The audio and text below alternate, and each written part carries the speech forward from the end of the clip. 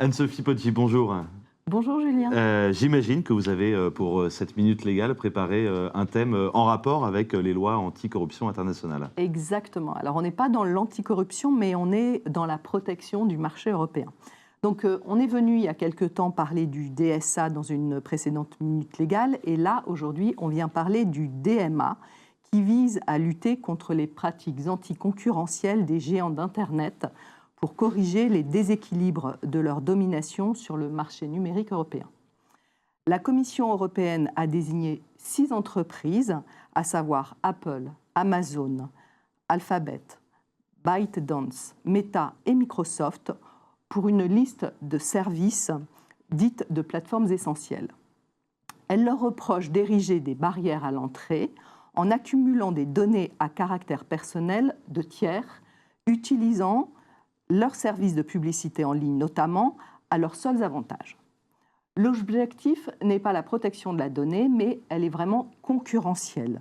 Le règlement interdit aux contrôleurs d'accès désignés de traiter les informations à caractère personnel dont ils disposent via leurs différents services et plateformes à des fins de fourniture de services de publicité en ligne et de combiner ou croiser les informations à caractère personnel dont ils disposent via ces différents services et plateformes ou via des services tiers.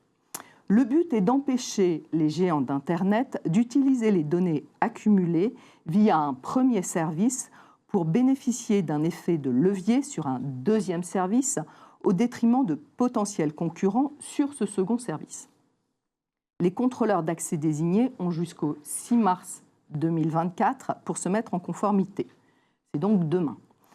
L'effet boomerang de cette réglementation, c'est que de nombreuses directions marketing utilisent de manière combinée Google Analytics et les services Google Ads afin de lier les données acquises via GA4 avec les campagnes publicitaires Google Ads.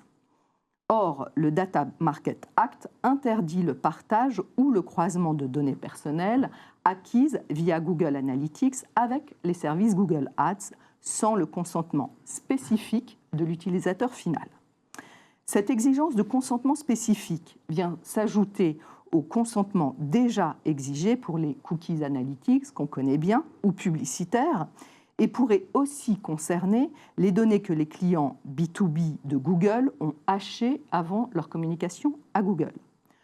Le DMA vient perturber le travail de nombreuses directions marketing prises entre le risque de perte d'audience lié à l'exigence du consentement spécifique et le risque de se voir couper les outils Google. Or, une donnée hachée par un client B2B de Google avant le transfert à Google n'est anonyme que du point de vue de Google, mais pas du client qui détient la clé de hachage. Donc, c'est une donnée personnelle qui est transmise à Google. À ce titre, même le partage de données hachées pourrait tomber sous l'exigence d'un consentement spécifique. Les clients B2B de Google ont déjà reçu des communications en ce sens. Elles ont très peu de temps pour se mettre en conformité. Merci beaucoup, Anne-Sophie, pour cette minute légale. Merci, Julien.